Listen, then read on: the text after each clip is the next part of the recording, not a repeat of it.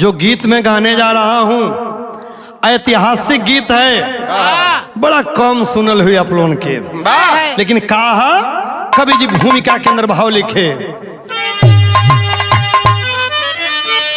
कर विजय विश्व का जब सिकंदर चला, अपने शाही नगर जंग यूनान को, जंगली रास्ता मन में चलने लगा, रोक पाया नहीं दिल में अरमान को, झूलती खास झूला चकोरी मिली, अरे हुस्न हंसता चहकती दीवानी रही, काम के बाण से शेर घायल हुआ, अरे कामनी की नजर भी तूफानी रही।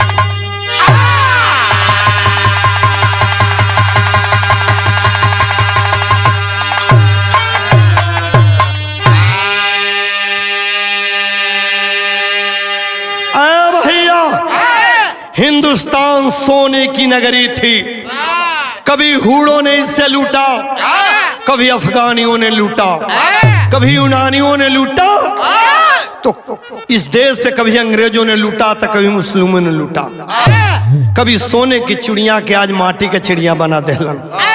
लेकिन ये जैसे कहानी का हमारी शुरुआत हो गई, विश्व विजेता सिकंदर पूरे दुनिया को जीतते हुए अफगान के रास्ते हिंदुस्तान जीतने के इरादे से पहुंचा। झेलम नदी के किनारे पहले अफगानिस्तान, पाकिस्तान, बांग्लादेश, भारत एक था।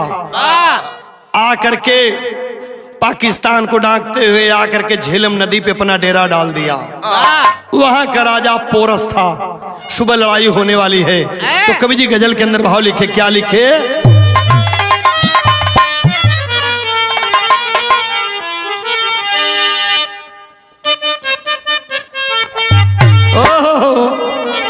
अरे कुदरत ने सनम तुमको क्या शौक अदा दी है,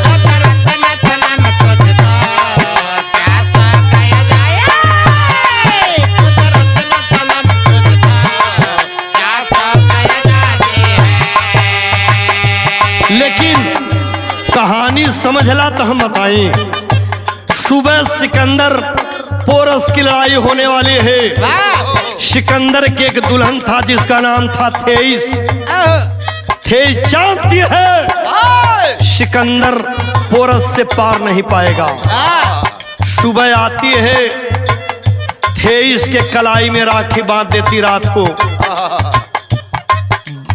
भाई बहन का रिश्ता हो जाता है। ये हिंदुस्तान की परंपरा। कहता क्या चाहिए? कल मैं सिकंदर की पत्नी हूं, आपके हाथ से मेरा सुहाग नहीं उजरना चाहिए। तीन बार ऐसा मौका आया, सिकंदर को पोरस मार सकता था मगर रुक गया, छोड़ दिया। वापस डेरे में जाता है, चिंता थे सारी बात बतलाती है। वहीं से सिकंदर वापस हो गया तो क्या रास्ते में देखा? हो करके जुदा तुमसे जीना न गवारा है,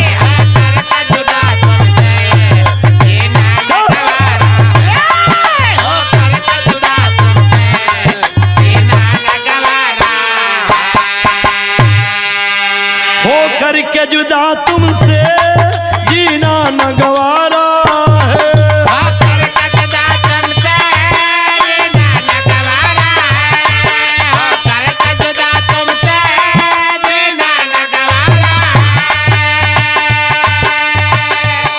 ढाती हो सितम मुझ पे क्या हुस्न तुम्हारा है,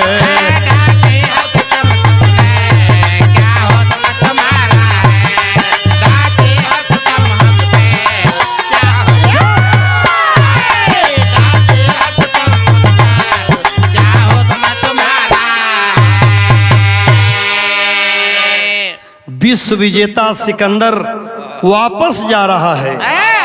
बीच रास्ते में सुनसान जंगल में एक लड़की रेशम की डोर चंदन की लकड़ी डाल के अकेले झलुआ झुलता। विश्व विजेता सिकंदर लाओ लश्कर रोक करके लड़की के पास पहुंचा। क्या कहा? क्या? अरे खुदा कैसा तेरा कैसे भरा मैं खाना, खुदा कैसा तेरा मैं से भरा मैं खाना है, गजब का रूप नसीला सबब दीवाना है, उम्र के सीने छुप छुप के जवानी झाके, पवन पुरवैया हिलो रात चरवा ढाके, खास नागिनी की तरह कमरिया बल खाई है, खास नागिनी की तरह कमरिया बल, जवानी शोर मचाती हुई गदराई है, फिदा हो फौलादी सिकंदर भी सिहरने लगा, फिदा हो फौलादी सिकंदर भी सिहरने लगा, किसी अनजान शहादत से जिया डरने लगा।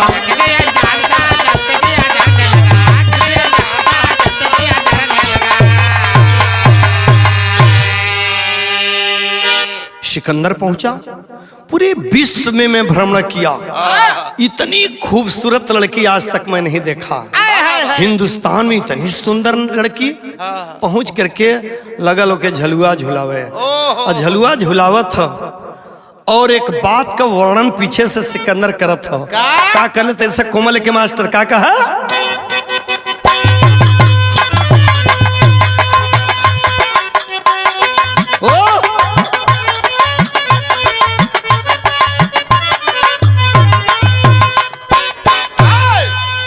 धीरे धीरे सिकंदर झुलावत हो। कवि जी के लिखे के पड़ल तरज आगे मास्टर वह तर्ज हो। रूपों की रानी, रूपों की रानी, बहारों की मलिका, तेरा मुस्कुराना गजब हो गया।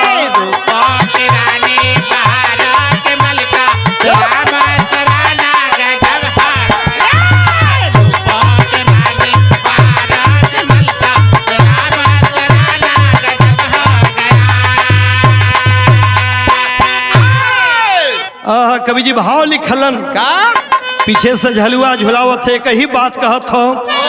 तड़पता है आए दिल मेरी जान मन तू, बना ले बना ले बना ले सजन,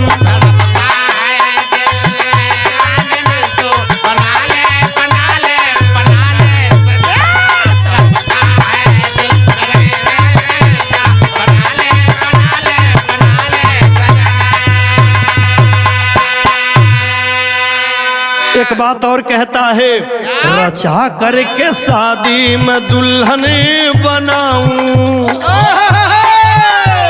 तुझे अपनी बाहों में झूला झूलाऊं,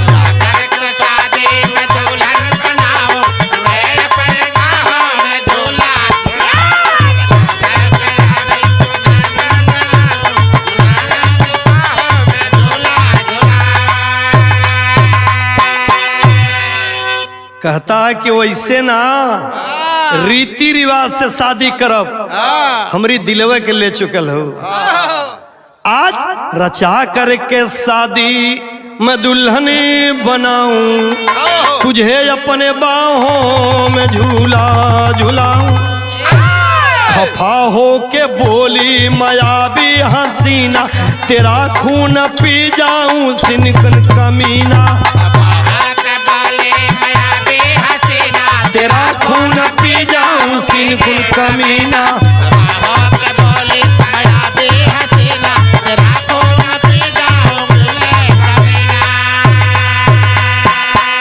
अरे जमी पे झुका दे तू चाहे गगन, जमी पे झुका दे तू चाहे गगन, अरे बनू ना मैं तेरी दुल्हन, जमी पे झुका दे तू चाहे गगन, बनू ना मैं तेरी दुल्हन, जमी पे झुका दे तू चाहे गगन, बनू ना मैं तेरी दुल्हन।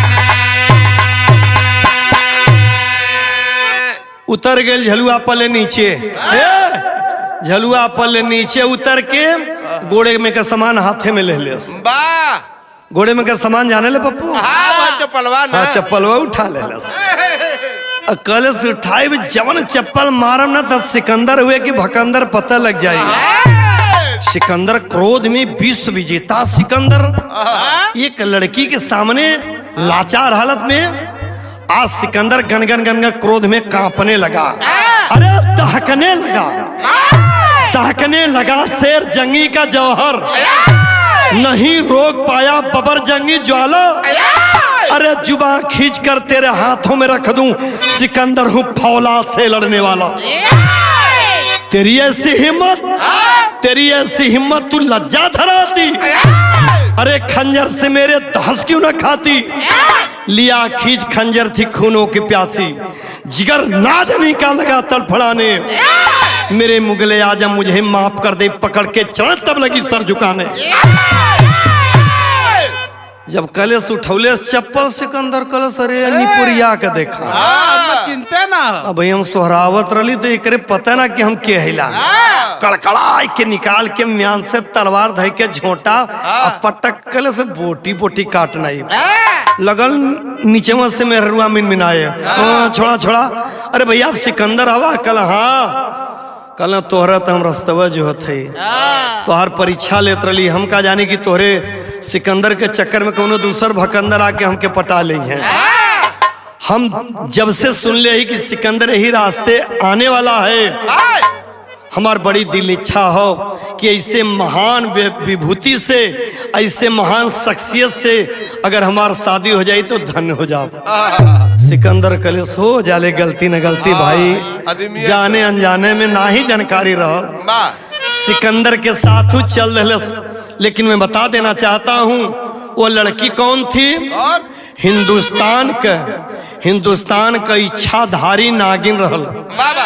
जब उसे पता चला कि विश्व विजेता सिकंदर रक्त बहा करके, निर्दोषों का खून बहा करके विश्व को जीतने वाला इसी रास्ते से खूंखार जा रहा है, या तो राजा लड़ाई में मार दिया जाता है, जो सर उठाता कुचल दिया जाता है, या तो नतमस्तक हो जाता है। कोई बदला लेने वाला नहीं। मैं हिंदुस्तान की नारी हूं, मैं बदला जरूर लूंगी। अब बदला ले उपदेश सिकंदर का पीछा पकड़ ले तो कवि जी के लिखे केवल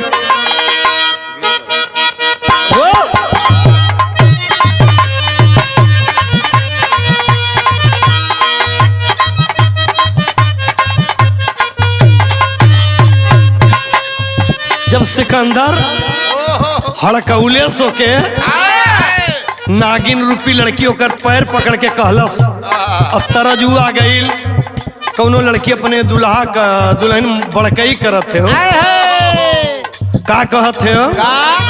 अरे पियावा मिला ला मुंगावा देख के सपनावा रे ना नदी।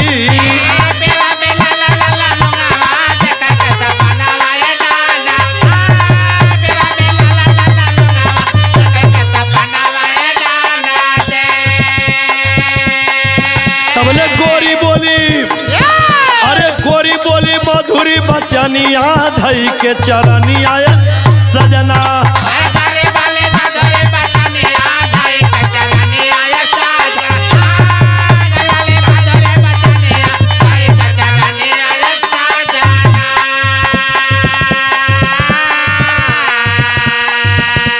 माफ कर दे गलती सही मान जा कहनावा।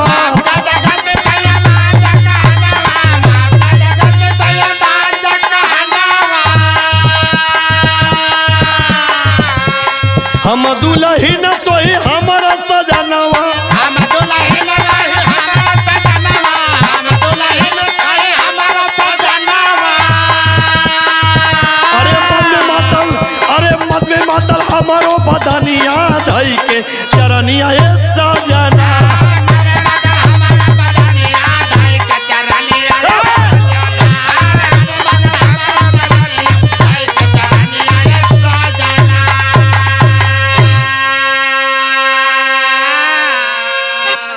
सिकंदर से माफी मंगलस और वही जंगल में लकड़ी जुटाई के वही से 7 फेरा लेहलस।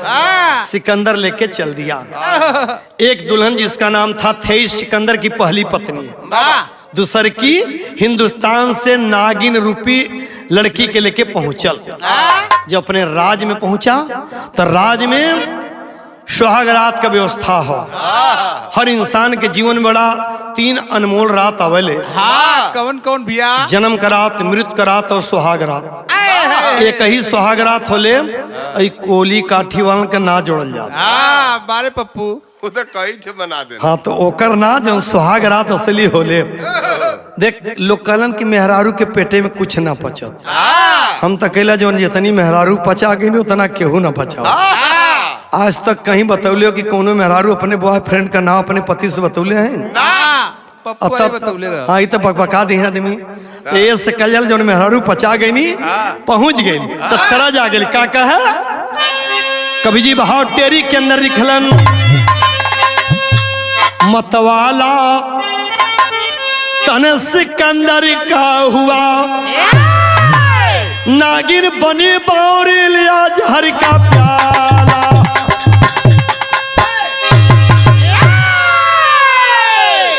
नागिन बनी बावरी लिया जहर का प्याला मतवाला तन सिकंदर का हुआ।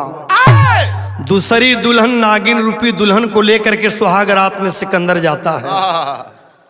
सुहाग रात में पति पत्नी का रिश्ता निभाया जाता है। बाबा जब सिकंदर सुत जा तो ये अपन बदले के आग में नागिन जले।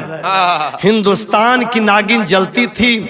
सिकंदर के प्रति नफरत पैदा करके वो करे का जब सिकंदर सुत जा तो करे का तर जा गई।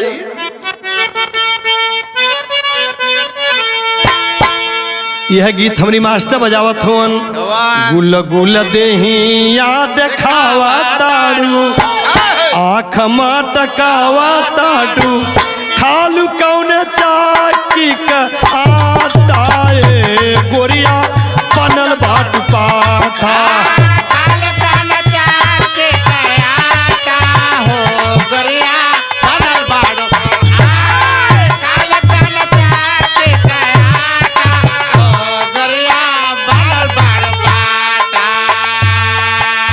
लेकिन नागिन रूपी दुल्हन जब सिकंदर 12 बजे के बाद सूझ जा तो करे का नागिन बनी जाले अवरातिया बीतल आधी रातिया अरे पीठिया के टोई के पपीनिया हो खुनवा चूसले नगिनिया।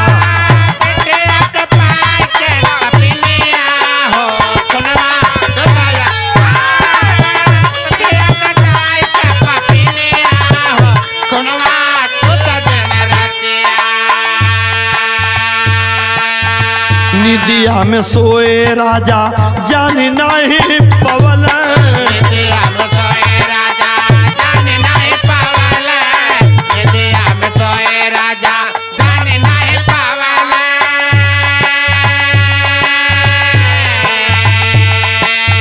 माया के ठगिनिया से धोखा भारी खैला। माया के ठगिनिया से धोखा भारी खैला। माया के ठगिनिया से धोखा भारी खैला। घटा लागल जंगी का सुरातिया बीतल आधी रातिया पिठिया के टोई के पपीनिया हो खुनवा चूसले नगिनिया।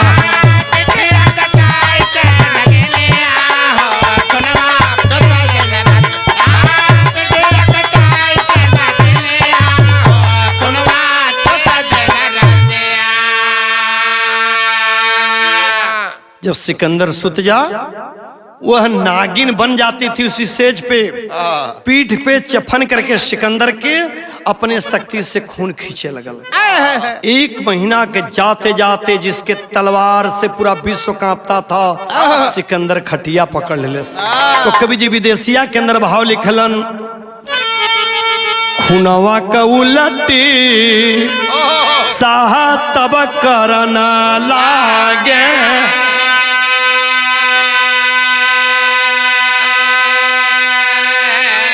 अरे टीबी का मरीज भइला रोम पीटी छाती।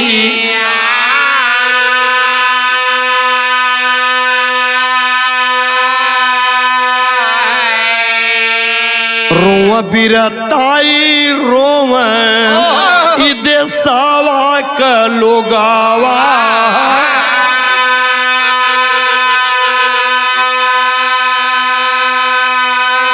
अरे रोया समान रोवे लगली धाराती।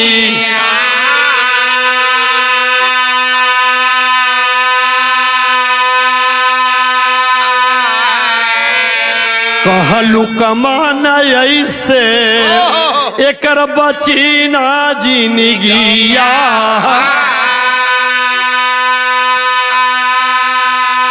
अरे जनवा का घात भैली एकरी दूसरी आवाराती।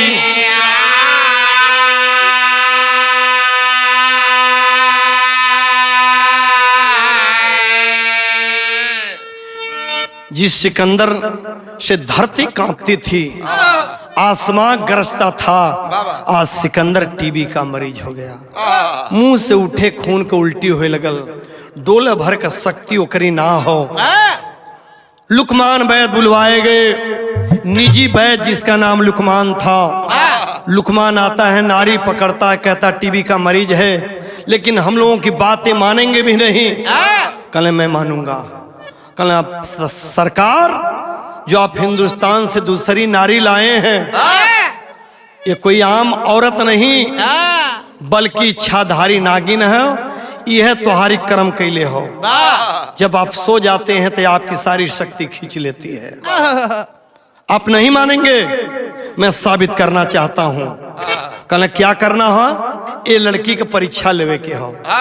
परीक्षा में करे को हुई कि जितना कुआं तालाब वगैरह हो सब ओके पटवा दा, और रात के तुम्हें करे के का हुई तरज आ गेल। कौन तरज हो?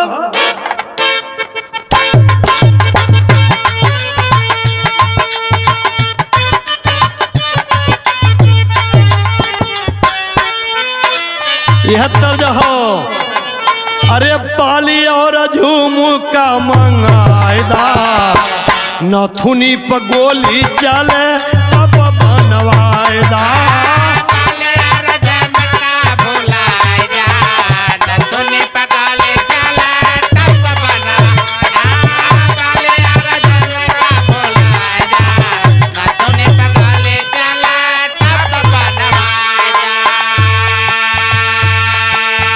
लुकमान बतिया बतावले, लुकमान बतिया बतावले, नगर गली के सारा कुआं पटवावले।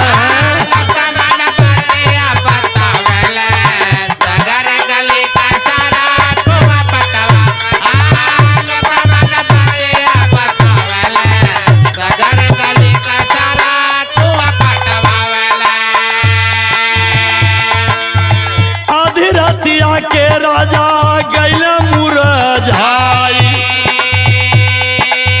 पनिया मांगल बड़की रानी के चेताई।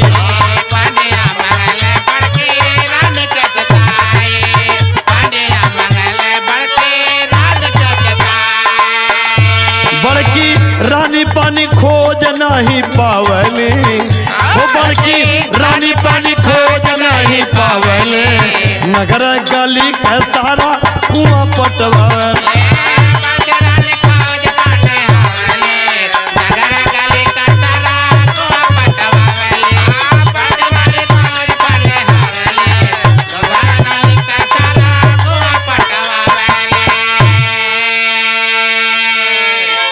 पटकथा तैयार हुई, नाटक का स्वरूप दिया गया, सारा कुआं तालाब पटवा दिया गया। रात के राजा 12 बजे पानी पानी चिल्लाते हैं। बड़की रानी तेज दौड़ती हैं, चारों तरफ पानी नहीं। तब रानी बड़की कैलेश का पहपट में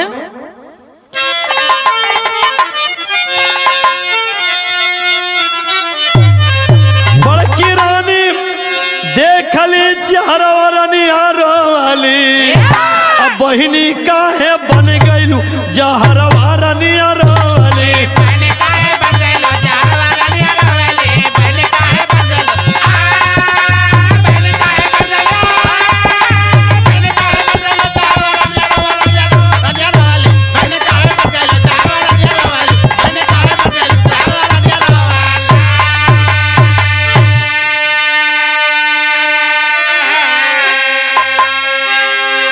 बड़ी रानी चिल्लाने लगती है, छोटी रानी जाकर दौड़ कर आती है, बड़की छोटकी के पैर पकड़ लेलस। कलस ये आप क्या कर रही हैं? कलस की बहनी, जो मैं कहने जा रही हूं गौर से सुन। ये हमार पतिदेव तो के एक औरत के रूप में लायल हूं, ना कि नागिन के रूप में। अगर ये मर जाएंगे, सबको मरना एक न एक दिन है, लेकिन औरतन पर से विश्वास उठ जाए। औरत के रूप में आ करके पति के हमरे जान बचाला। तो क्या कैलीन? अरे कुआना तक कुआना सगरवा थहाइयो, आधी रतिया के रानी अपन भुजवा बढ़ाई, लोटा डुबौली जाके भूमा सगरवा रनिया,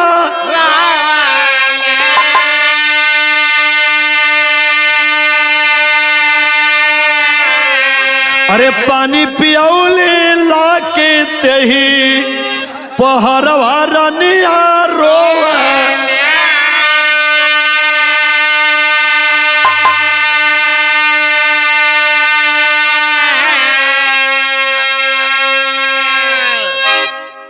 माया में फंस गई, चारों तरफ देखती है कुआं तालाब सब पटा, हर सागर का पानी पीने लायक नहीं होता है। खरा करके रेखा जितनी भी है भूमध्य सागर की तरफ हाथ बढ़ाती माया से, भूमध्य सागर का पानी लिया के राजा के दहलस। जो ही राजा पानी का पियत बैन, एक खाली तो ढोंग रहल उससे पकड़ने का। सुबह हुआ, लुकमान बैद और सिकंदर महान, बड़ी रानी थेइस, तमाम लोग बैठते हैं, कहते हैं कि अभी कैसे जिंदगी बची। तो कने एक एक उपाय करे को हुई, जौने सागर के पानी ले आइल हो वही का माटी मिली, तब तोरी दवा बन पाई। आला के अंदर कभी लिखलन, का कहलन?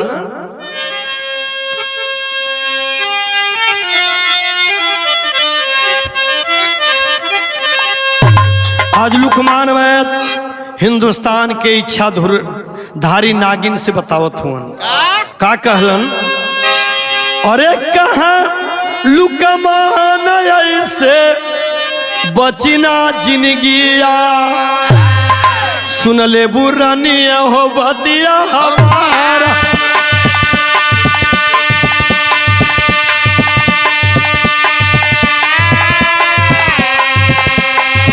अरे जौने सघरवा कली अइलू हो पनिया,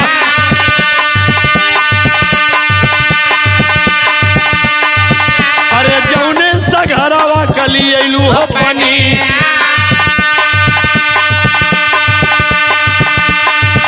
अरे नैया पहुंचावा वही सागर के माँ।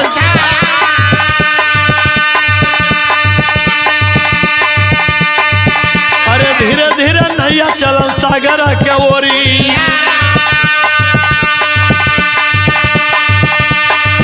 अरे गई न सगरवा के बीचवा होया, अरे कहाँ लुकमान तब रानी के समाना।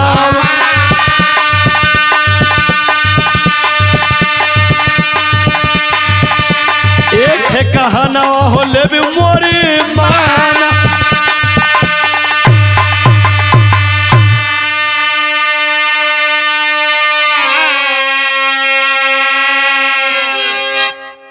नाव पे पूरा परिवार सजा।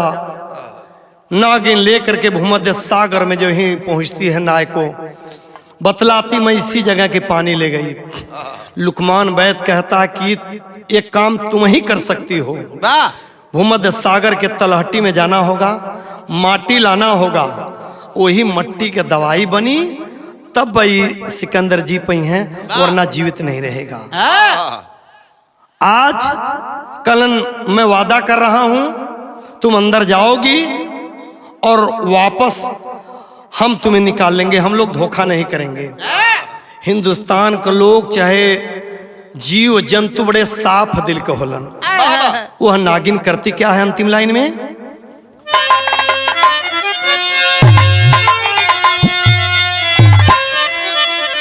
अरे तकुदली नैया से नगिनिया राजा करनिया, बन के सागर में नगिनिया ठहावे पनिया। यो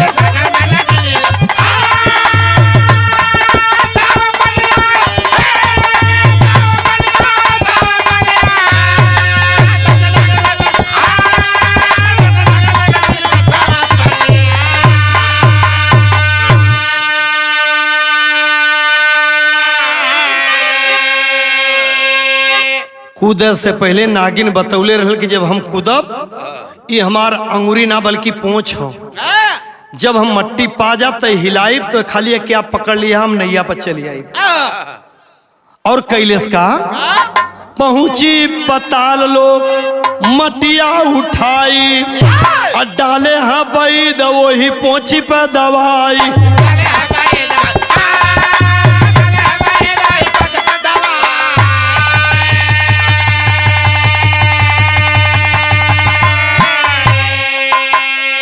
मर गई नागिन खौला सिंधु का पनिया बन के सागर में नगिनिया था वह पनिया।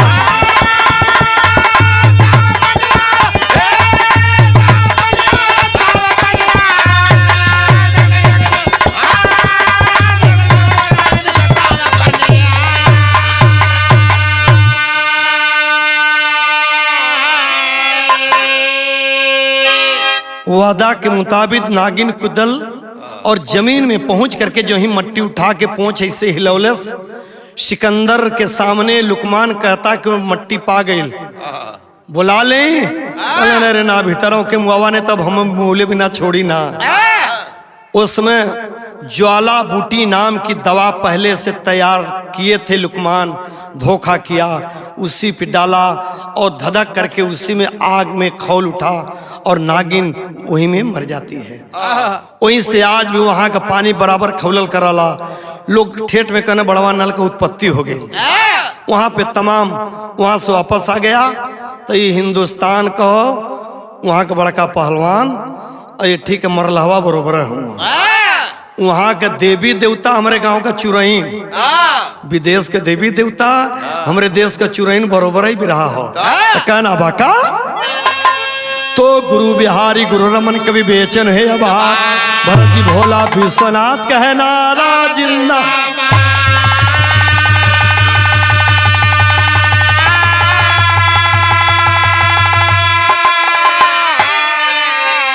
मतवाला तन सिकंदर का हुआ दीना छोटलाल कहा एक फूल एक माला। मतवाला तन सिकंदर